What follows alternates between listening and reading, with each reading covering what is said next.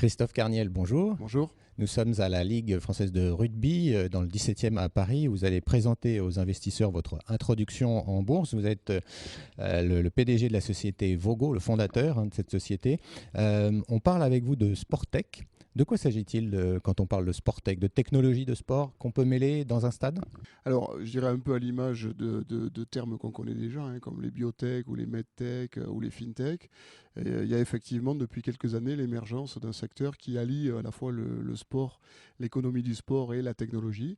Donc on se retrouve sous la bannière Sportech. Alors aujourd'hui, l'idée que vous développez, c'est effectivement de donner de l'expérience avec ces fameux ralentis qu'on attend parfois longtemps. Vous pensez apporter une technologie de rupture dans ce domaine-là, justement? Oui, en fait, je pense que pour tous les supporters de stade, on vit un sentiment de frustration quand on va dans une enceinte sportive. On a l'émotion de participer à l'événement, mais il nous manque souvent on se dit, on tourne la tête au mauvais moment, on se dit, j'ai loupé l'action, j'aimerais la revoir à vitesse normale, au ralenti, zoomé. Donc effectivement, chose auxquelles on s'est habitué quand on regarde une rencontre sportive devant son téléviseur. Donc nous, on a apporté une technologie de rupture qui permet aux usagers d'avoir ce confort télévisuel sur leur téléphone portable alors qu'ils sont en train de regarder l'événement sportif. Aujourd'hui, vous avez donc développé cette technologie. Ça veut dire que dans un stade, vous allez mettre effectivement vos équipements et ensuite les spectateurs avec une application vont pouvoir s'en servir. Voilà, donc on loue un dispositif qui s'appelle une VogoBox. On loue ça par enceinte sportive, d'une façon extrêmement intéressante sur le plan économique pour nos clients, les clubs, les fédérations, les ligues ou les organisateurs d'événements sportifs. Et l'usager peut télécharger une application qui lui permet de choisir son angle de vue, de caméra, temps réel, et de faire du replay, de revoir des actions directement sur leur téléphone portable. Cette application est utilisable directement avec une application Vogosport, où souvent cette technologie peut être insérée à une application existante, comme une application de club, de fédération ou de ligue par exemple. Aujourd'hui, est-ce que vous avez déjà des clients? Alors aujourd'hui, on a une soixantaine de clients. De trois types. On a des organisateurs d'événements sportifs, donc des organisateurs de compétitions de golf, de courses automobiles. On a des clubs et des fédérations, c'est notre deuxième topologie de clients, donc des clubs en France de top 14, de Ligue 1, la Ligue nationale de rugby, et des enceintes sportives, comme le Stade de France par exemple, qui ne sont pas liés à un club, attachés à un club ou à un dispositif. Aujourd'hui, vous êtes présent en France uniquement? Aujourd'hui, on s'est déjà largement développé à l'international. On est présent notamment au Japon à travers notre intégrateur Panasonic, qui est top sponsor des Jeux Olympiques. On est présent en Chine, on est présent en Australie, on est présent en Europe, notamment en Italie avec Infront, un très gros distributeur en Italie. Et on est présent en Amérique également avec le projet de faire une implantation, de s'implanter en Amérique du Nord. Aujourd'hui, en termes de recherche et développement, la VogoBox dont vous parlez, elle est là et ce qui va avec, le hardware, le software fonctionne aussi. Donc, vous avez fait l'essentiel de votre point de vue des premiers développements? Alors, on a effectivement une version 1 qui sert à alimenter le marché des fans et aussi le marché des professionnels, puisque dans une enceinte sportive, des gens qui ont besoin de revoir des actions, il n'y a pas que les spectateurs, il y a aussi des médecins. C'est le cas avec la Ligue nationale de rugby pour le protocole de commotion cérébrale en rugby. C'est le cas des arbitres. On parle beaucoup d'arbitrage vidéo.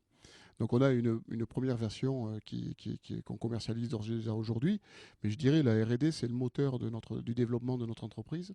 Donc on a un plan une roadmap court terme et moyen terme, d'une part d'amélioration du produit existant, surtout vers les marchés professionnels, et deuxièmement de portage sur la 5G qui va arriver prochainement de notre dispositif. Vous avez évalué aujourd'hui, je dirais, le nombre de VogoBox qu'il fallait pour avoir cette base installée, comme on dit, suffisante? Alors aujourd'hui, au moment où on se parle, on a une soixantaine de VogoBox qui sont en exploitation, qui sont loués. On prévoit d'en déployer 500 pour l'année 2020 et d'en avoir 1000 en 2023 qui sont déployés. Donc dans un marché qui en gros est un marché de 1000 événements sportifs et de 600 championnats tous les ans par an dans le monde. On parlait de cette application avec le spectateur qui va voir effectivement ses ralentis, qui va pouvoir aussi avoir un certain nombre de publicités, mais les revenus principaux de VogoBox dans les prochains mois, prochaines années? Alors, les revenus immédiats, c'est du B2B. Donc, pardon, on loue la VogoBox à nos clients, qui sont les fédérations, les ligues, les organisateurs d'événements, les clubs. Le modèle est aujourd'hui gratuit pour les utilisateurs, les fans. Demain, à partir de 2019, on va évoluer vers un modèle plus freemium, où on pense que les fans sont prêts à micro-payer des choses sur l'application pour peu qu'on leur donne du contenu pertinent. Donc ça va être mixte, on va dire, avec la base installée comme une box, on pense à la box, mais ensuite des services de publicité ou d'offres pour ceux qui seront dans les stades. Tout à fait. Alors on a d'ores et déjà, généralement, les sponsors d'ores et déjà, dès aujourd'hui, prennent la parole sur l'application dans les stades. Donc ça constitue pour nous un amortissement. Et surtout pour les clubs, un retour sur investissement très rapide du tarif de location. Donc le sponsor vient sur l'application avec du logo ou du flux vidéo et ça amortit pour certains totalement le coût de location qui nous rétrocède. On parlait de cette recherche et développement. Est-ce qu'aujourd'hui, justement, dans les prochains mois, ça va être de la croissance organique pour vous avec ces installations de VogoBox dans d'autres enceintes ou vous regardez, vous avez besoin aussi d'un certain nombre de croissance externe, par exemple, pour compléter l'offre? Alors, à ce jour, c'est la croissance organique. Donc nous, ce qu'on prévoit, c'est la croissance organique. Le marché est en très forte croissance aujourd'hui, est très demandeur de ce genre de dispositif. Ceci dit, on a pour ambition d'être la première Sportec cotée sur Euronext, cotée à Paris. Donc ça ouvre un champ d'opportunités potentielles.